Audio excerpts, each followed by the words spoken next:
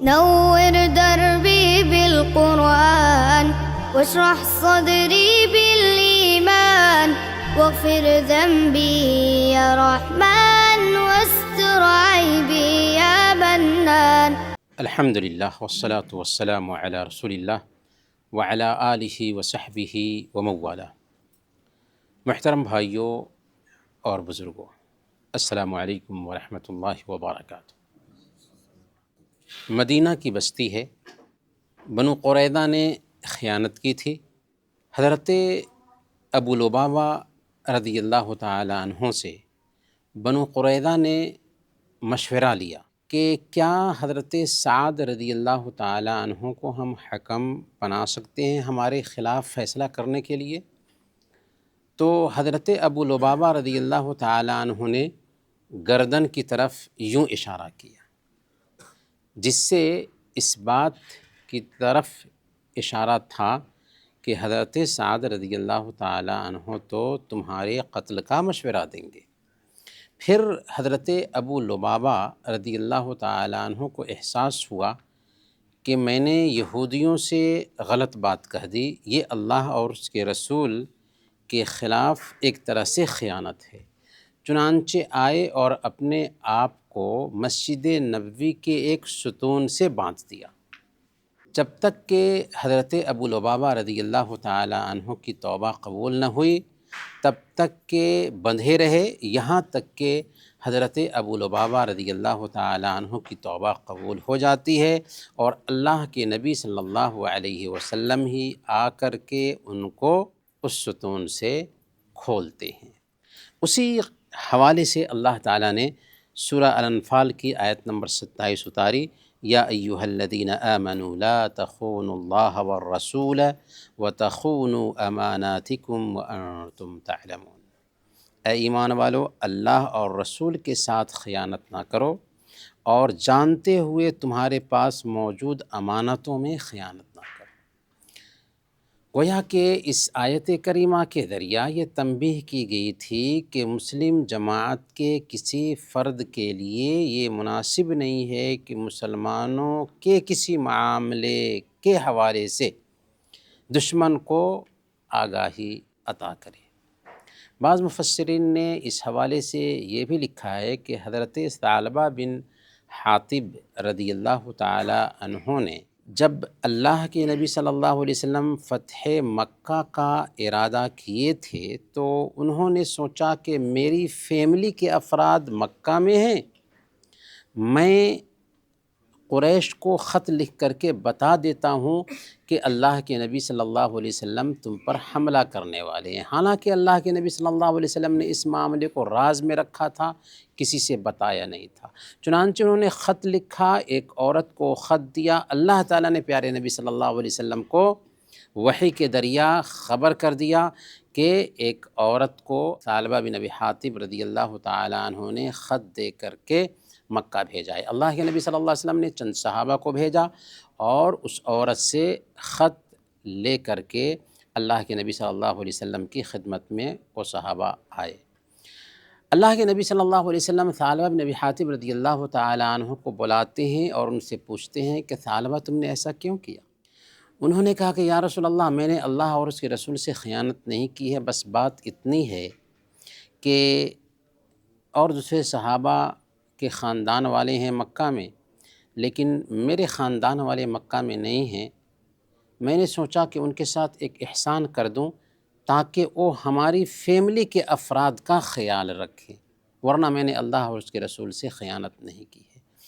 اللہ کے نبی صلی اللہ علیہ وسلم سے اس وقت عمر فاروق رضی اللہ تعالیٰ عنہ نے کہا تھا کہ اے اللہ کے نبی صلی اللہ علیہ وسلم، مجھے حکم دیں کہ اس کی گردن اڑا دوں کہ اس نے اللہ اور اس کے رسول سے خیانت کی ہے۔ اللہ کے نبی صلی اللہ علیہ وسلم نے کہا کہ اے عمر، تمہیں کیا پتہ کہ اللہ تعالیٰ نے بدریوں کے بارے میں کہا ہے کہ اعملوا ما شئتم قد غفرت لکم، کہ تم جو چاہو کرو، میں نے تمہارے گناہوں کو معاف فرما دیا ہے۔ اور ثعلبہ بن ابی حاطب بدری صحابی ہے۔ لیکن اس حوالے سے صحیح بات یہ ہے کہ یہ آیت کریمہ جو اتری ہے حضرت ابو لبابہ کے قصہ سے متعلق اتری ہے، جن سے غلطی ہو گئی تو اپنے آپ کو مسجد کے ستون سے باندھ دیے تھے، اور جب تک کہ توبہ قبول نہ ہوئی تب تک کہ بدھے رہے یہاں تک کہ اللہ کے نبی صلی اللہ علیہ وسلم ہی آ کر کے ان کو کھولتے ہیں۔ اس سے ایک میسیج یہ ملتا ہے کہ مسلمانوں کے معاملات اگر راز میں ہوں تو ان رازوں کو اپنے دشمن سے شیئر نہیں کرنا چاہیے۔ یہ دراصل امانت ہے۔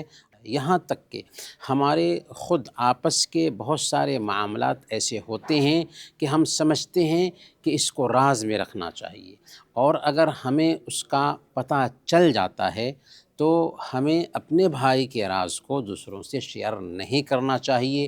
یہ اسلامی آداب کے بھی منافی عمل ہے۔ محترم بھائیو، صحیح بخاری کی روایت ہے، حضرت ابو سعید خدری رضی اللہ تعالیٰ عنہ بیان فرماتے ہیں کہ ایک دن اللہ کے نبی صلی اللہ علیہ وسلم غزوہ حنین کے بعد جو مال غنیمت آپ کے پاس آیا تھا اس مال غنیمت کو تقسیم کر رہے تھے۔ ایک شخص جس کا نام ذوالخویسرہ تھا، اس نے کہا اے اللہ کے نبی انصاف کیجئے۔ اللہ کے نبی صلی اللہ علیہ وسلم غصہ میں آ گئے، کہا کہ اگر میں انصاف نہ کروں گا تو آخر کون انصاف کرے گا؟ وہاں پر عمر فاروق رضی اللہ تعالیٰ عنہ تھے، انہوں نے کہا کہ اے اللہ کے نبی صلی اللہ علیہ وسلم مجھے اجازت دیجئے کہ اس کی گردن اتار دوں۔ اللہ کے نبی صلی اللہ علیہ وسلم نے فرمایا رہنے دو، اس کے کچھ ساتھی ہیں، تم میں سے ایک آدمی اپنی نماز ان کی نماز کے مقابلے میں، اپنے روزے ان کے روزوں کے مقابلے میں حقیر سمجھے گا، وہ دین سے اس طرح نکل جائیں گے جیسے تیر شکار سے نکل جاتا ہے۔ حضرت ابو سعید خدری رضی اللہ تعالیٰ عنہ فرماتے ہیں کہ یہ آیت کریمہ ذوالخویسرہ کے حوالے سے ہی اتری۔ آیت کیا ہے؟ وَمِنْهُمْ مَنْ يَلْمِزُكَ فِي الصَّدَقَاتِ فَإِنْ أُعْطُوا مِنْهَا رَضُوا وَإِنْ لَمْ يُعْطَوْا مِنْهَا إِذَا هُمْ يَسْخَطُونَ۔ ان میں سے کچھ لوگ ایسے ہیں جو صدقات کے حوالے سے آپ کے اندر عیب نکالتے ہیں، اگر ان کو دیا جائے تو وہ راضی ہو جاتے ہیں، اور اگر نہ دیا جائے تو ناراض ہو جاتے ہیں۔ یہ آیت کریمہ دراصل ذوالخویسرہ کے پس منظر میں اتری، جس نے اللہ کے نبی صلی اللہ علیہ وسلم پر اعتراض کیا تھا۔ اسلامی شریعت میں سب سے پہلا فتنہ تھا، پہلا گروپ تھا جو مسلمانوں کے بیچ یہ گروپ پیدا ہوا۔ خوارج کون ہیں؟ خوارج کا پہلا عقیدہ یہ ہے کہ بڑے بڑے گناہوں کا ارتکاب کر لینے والے کافر ہو جاتے ہیں۔ ہاں، ہمارا عقیدہ ہے کہ شرک کرنے والا کافر ہو جاتا ہے، لیکن خوارج کا عقیدہ ہے کوئی بھی بڑے کبیرہ گناہ کا ارتکاب کر لے وہ کافر ہو جاتا ہے، چوری کر لے، زنا کر لے، شراب پی لے، کوئی بھی بڑے گناہ کا ارتکاب کر لے وہ کافر ہو جاتا ہے۔ اسی طریقے سے ان کا عقیدہ ہے کہ خلیفہ سے اگر کسی طرح کی غلطی ہو جائے تو اس کے خلاف تلوار اٹھانا جائز ہے، خروج کرنا جائز ہے جو غلط ہے۔ اسی طریقے سے غیر مسلموں کے ساتھ وہ نرمی برتیں گے، اور مسلمانوں کو جو ان کے نظریات کے خلاف ہوں گے قتل کریں گے۔ تو یہ فکر آج تک کچھ لوگوں کے اندر پائی جاتی ہے۔ یہ خوارج کا گروپ ہے جو سب سے پہلے مسلمانوں کے بیچ نکلا تھا، اور اس کا لیڈر تھا ذوالخویسرہ، جو جنگ نہروان میں مارا گیا۔ ذوالخویسرہ جس نے خوارج کا فتنہ پیدا کیا، اور آج تک خوارج کا یہ فتنہ مختلف شکلوں میں ہمارے سماج کے اندر بھی پایا جاتا ہے۔ اسلام اعتدال کا مذہب ہے، اسلام میں سختی نہیں، اسلام میں شدت نہیں۔ جو لوگ شدت پسندی اختیار کرتے ہیں ان کا اسلام سے دور کا بھی رشتہ نہیں۔ اسی لیے اللہ کے نبی صلی اللہ علیہ وسلم نے خوارج کے بارے میں کہا تھا کہ وہ جہنم کے کتے ہیں۔ صحیح بخاری اور صحیح مسلم کی روایت ہے، حضرت عبداللہ بن مسعود رضی اللہ تعالیٰ عنہ بیان فرماتے ہیں کہ ایک آدمی نے ایک عورت کو بوسہ لے لیا، پھر ان کو اپنی غلطی کا احساس ہوا، اللہ کے نبی صلی اللہ علیہ وسلم کے پاس آئے اور اس کی شکایت کی کہ یا رسول اللہ مجھ سے غلطی ہو گئی ہے، میں نے ایک عورت کو بوسہ لے لیا ہے، اب اس کا کفارہ کیا ہو سکتا ہے، اس غلطی کی تلافی کیسے ہو سکتی ہے؟ اللہ رب العالمین نے فوراً یہ آیت اتار دی، ان الحسنات یذہبن السیئات، نیکیاں برائیوں کو مٹا دیتی ہیں۔ اور اس کے ذریعہ یہ پیغام دیا گیا کہ اگر انسان سے کوئی گناہ ہو جاتا ہے، جو گناہ صغیرہ ہے، کبیرہ نہیں، تو ایک انسان اگر نیکیاں کر لے تو یہ نیکیاں اس کے گناہ کو مٹا دیتی ہیں۔ اللہ کے نبی صلی اللہ علیہ وسلم نے کئی صحابہ کو وصیت کرتے ہوئے کہا تھا، اتق اللہ حیث ما کنت واتبع السیئۃ الحسنۃ تمحها وخالق الناس بخلق حسن، کہ جہاں کہیں بھی رہو اللہ تعالیٰ سے ڈرتے رہو، گناہ ہو جائے تو نیکی کر لو، گناہ خود بخود مٹ جائے گا، اور لوگوں کے ساتھ معاملہ کرو تو اچھے اخلاق سے پیش آؤ۔ یہاں پر 3 باتوں کی وصیت کی اللہ کے نبی صلی اللہ علیہ وسلم نے، کہ جب لوگوں سے معاملہ ہو تو اچھے اخلاق سے پیش آؤ، اپنے نفس کے ساتھ جب معاملہ ہو تو گناہ ہو جائے تو نیکی کر لو، اور رب کے ساتھ معاملہ ہو تو جہاں بھی رہو اللہ رب العالمین کی نگرانی کا احساس خود میں پیدا کرو۔ تو گویا کہ اس آیت کے اندر اس بات کی تنبیہ کی گئی ہے کہ انسان سے اگر گناہ ہو جاتا ہے تو اس کو نیکی کر لینی چاہیے۔ نیکی کر لینے کا فائدہ کیا ہوتا ہے کہ چھوٹے چھوٹے جو گناہ ہیں نیکی کی وجہ سے وہ گناہ مٹ جاتے ہیں۔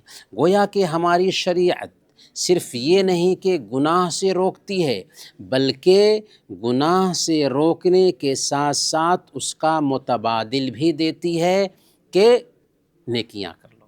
یعنی اگر ہم کسی برے عادات کے شکار ہیں، ان بری عادتوں کو چھوڑنا چاہتے ہیں، تو ان بری عادتوں کو چھوڑنے کے ساتھ ساتھ اسی کے جیسے اچھی عادت بھی اپنا لیں تو اس کا فائدہ کیا ہوتا ہے کہ خود بخود وہ بری عادت ہم سے جاتی رہتی ہے۔ وصلی اللہ علی نبینا محمد وعلی آلہ وصحبہ اجمعین۔